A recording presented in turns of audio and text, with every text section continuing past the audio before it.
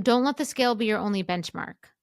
Track things like energy, sleep quality, how your clothes feel, how strong you feel during workouts, right? These are just as important as the number on the scale, especially if you are close to your goal, especially if you're looking to lose like those last 10, 12 pounds. Like sometimes, and I know this so well, like sometimes the pounds might not be that important, right? Maybe your body is like happier.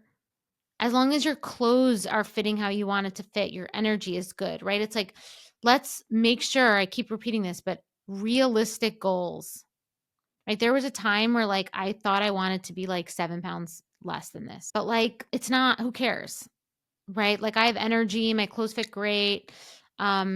I don't, the like, but then but the number maybe is quote unquote would be higher than would have wanted.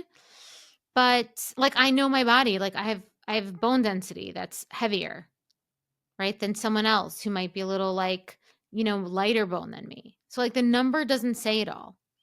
But am I happy the way I feel in my clothes? Sure. Love it. Am I energized? Yes. Is my digestion good? Yes. So all the other things are there.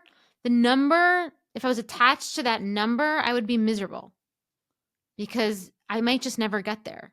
I probably won't. I don't even try anymore. So I'm just saying for you, if the number is like 10 pounds and it's not really affecting how you look in your clothes and your energy and all that stuff, and you're in a size that you like, I wouldn't get hung up on that number.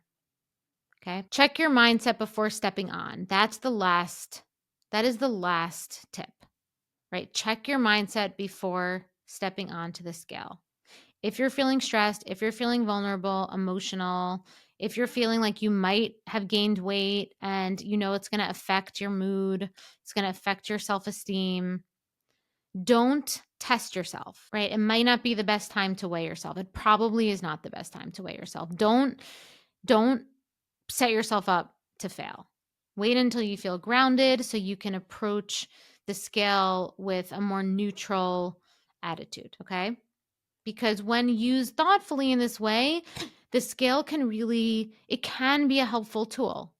And also like I said, a neutral tool. It could be data, but like I said, data is not the only thing we need as humans because we're not machines, right? It's not the only thing that matters. Okay, so the key takeaway that I really want you to take away from this episode is this: freedom from the scale. It's shifting your mindset from numbers and perfection to self-acceptance and trust. That is essentially what we want to move towards, right? Numbers, progress, like data, perfection. We want to be self-connection, self-trust, attunement, and acceptance, and living in reality and trust, like I said before. So when you stop letting the scale dictate your self-worth, you really, ironically, open yourself up to the body releasing weight that it might be holding on to because it feels this pressure from you to lose it.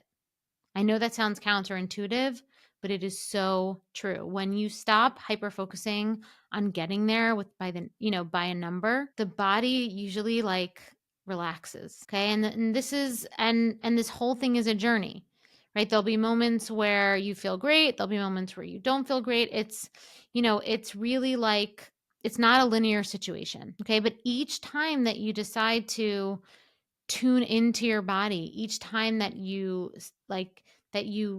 don't fall into the trap of needing numbers or external metrics to give you that sense of I'm in control, I'm doing the thing, right? When you just recognize that these day-to-day attunements to your hunger, to your choices, to you know these things that can shift from day to day, and that the shifting from day to day is okay. Once you do that, that's where real change happens. That's where the results become long lasting and sustainable.